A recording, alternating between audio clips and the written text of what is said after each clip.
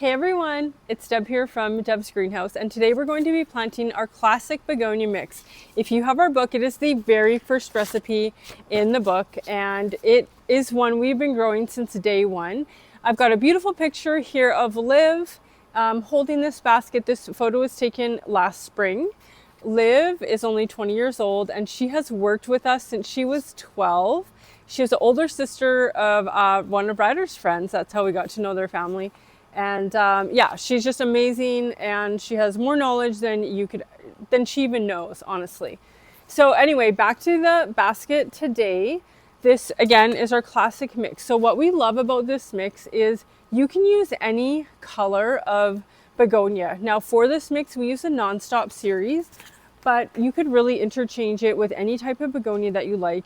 It's really versatile in that way. So pick your favorite color. For this, we're doing a non-stop deep salmon.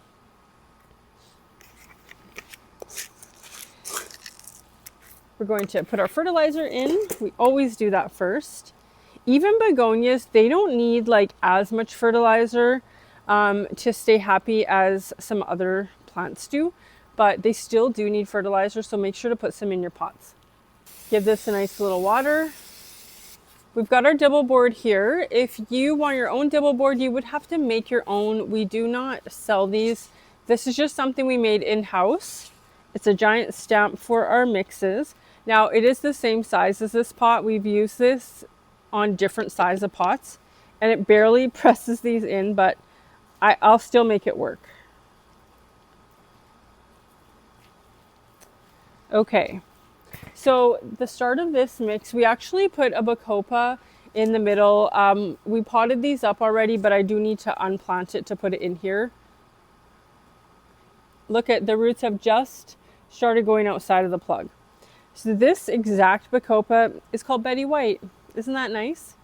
Now bacopa want to be planted level, so make sure it is level and not sunken down. Now we're also going to be putting in 3 begonias.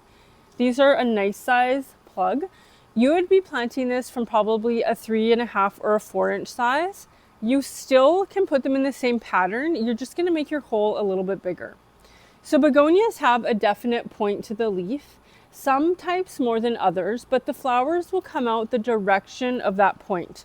So make sure to face that to the outside of your container and not inwards. Otherwise, you really won't get to see a lot of the blooms.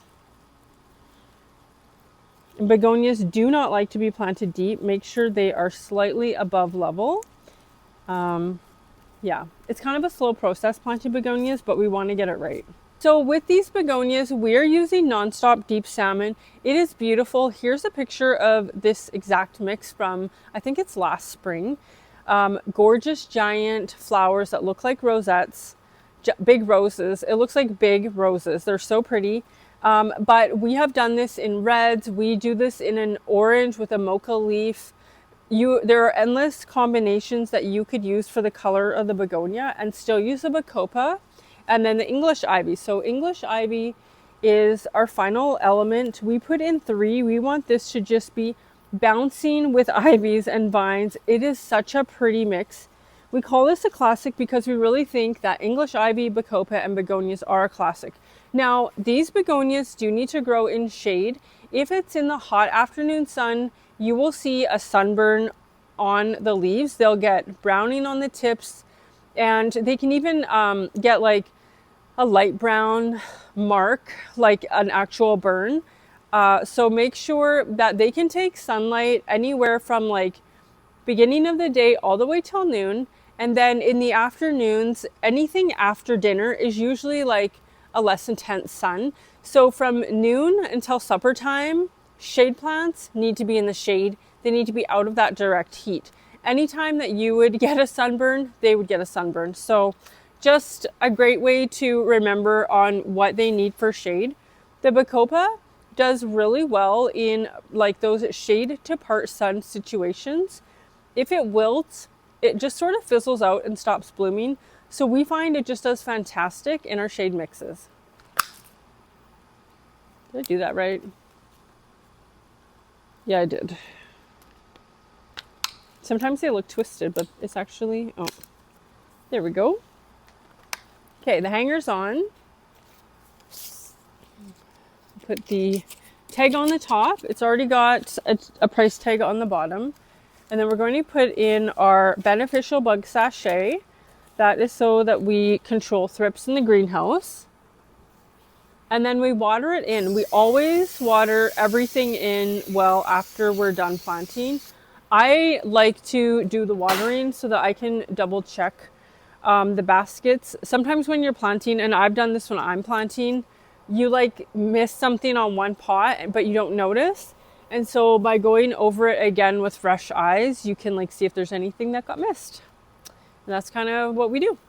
So here again is our begonia shade basket, and you can use any combination for colors of begonias. We really like the non-stop series. That is what we use, but you could use any begonias you like. Thanks for watching and have a great day.